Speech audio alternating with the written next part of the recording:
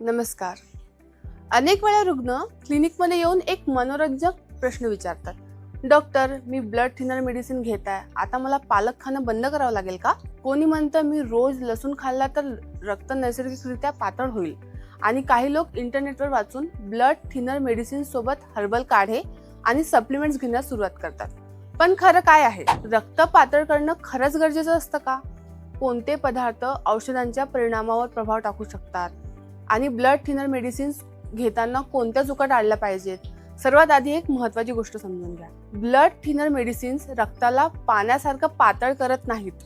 ही औषधे रक्तात क्लॉट म्हणजेच गुठळी तयार होण्याची प्रवृत्ती कमी करतात. आणि हे खूप महत्त्वाचं आहे, कारण हार्ट अटॅक आणि स्ट्रोकच्या अनेक प्रकरणांमध्ये खरी समस्या कोलेस्ट्रॉल नसून त्यावर तयार झालेली ब्लड क्लॉट असते. समजा एखाद्या आर्टरीमध्ये आधीपासून ब्लॉकेज किंवा प्लाक आहे. जर त्या प्लाकवर अचानक क्लॉट तयार झाला तर रक्तपुरवठा थांबू शकतो आणि हार्ट अटॅक किंवा स्ट्रोक येऊ शकतो.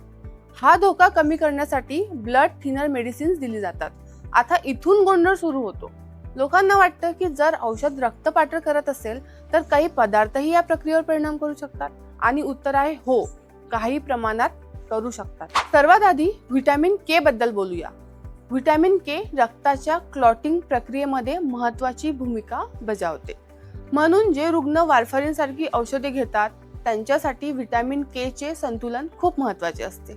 व्हिटॅमिन के कोणत्या पदार्थांमध्ये असते? पालक, मेथी, मोहरीची पाने, ब्रॉकली आणि अनेक हिरव्या पालेभाज्यांमध्ये. पण याचा अर्थ असा नाही की तुम्ही हे पदार्थ खाणं बंद करावं. सर्वात महत्त्वाची गोष्ट म्हणजे कन्सिस्टन्सी. जर तुम्ही रोज पालक खात असाल तर रोज साधारण त्याच प्रमाणात खा. अचानक खूप जास्त किंवा खूप कमी खाऊ नका. आता अल्कोहोल बद्दल बोलूया.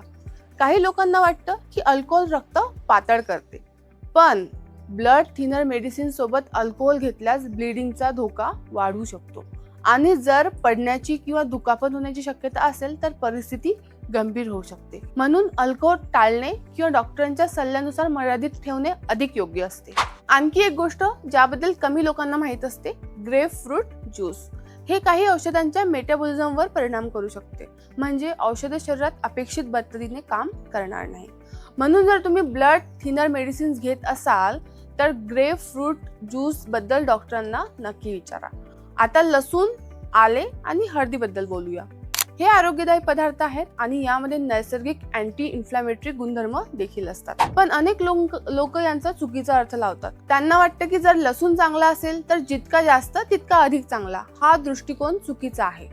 जर तुम्ही आधीच ब्लड थिनर मेडिसिन्स घेत असाल आणि त्यासोबत खूप जास्त गार्लिक सप्लिमेंट्स, जिंजर शॉट्स किंवा कॉन्सन्ट्रेटेड हर्बल प्रॉडक्ट्स घेण्यास सुरुवात केली तर ब्लिडिंगचा धोका वाढू शकतो. नैसर्गिक गोष्टी देखील मर्यादेतच फायदेशीर असतात.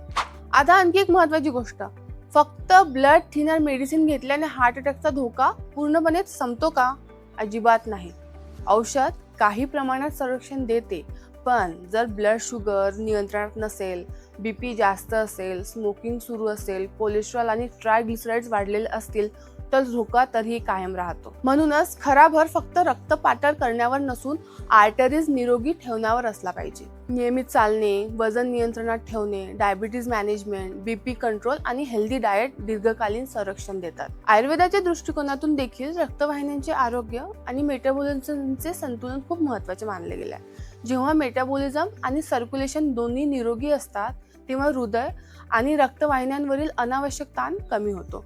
म्हणून या व्हिडिओमधील सर्वात महत्त्वाचा संदेश लक्षात ठेवा, ब्लड थिनर मेडिसिन्स जीव वाचवणारे ठरू शकतात, पण त्यांच्यासोबत स्वतःहून पदार्थ किंवा सप्लिमेंटचा प्रयोग करणे योग्य नाही. व्हिटॅमिन के असलेल्या भाज्या बंद करण्याची गरज नसते. अल्कोहोल आणि ग्रेपफ्रूट ज्यूस बाबत काळजी घेणे गरजेचे असते आणि कोणतेही सप्लिमेंट सुरू करण्यापूर्वी डॉक्टरांचा सल्ला घेणे अत्यंत महत्त्वाचे आहे. जर तुम्हाला हार्ट डिसीज, अँजिओप्लास्टी, बायपास किंवा ब्लड थिनर मेडिसिन्स संदर्भात मार्गदर्शन हवे असेल तर तुमच्या जवळच्या माधवा क्लिनिक आणि हॉस्पिटलला नक्की भेट द्या. धन्यवाद.